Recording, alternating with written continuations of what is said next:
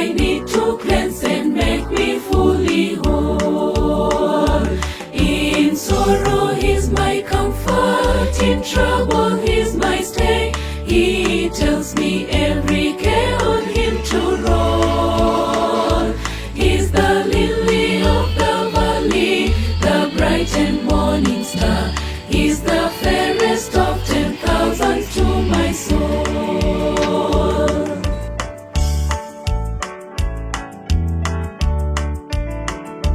He all my griefs has taken and all my sorrows borne. In temptation He's my strong and mighty tower.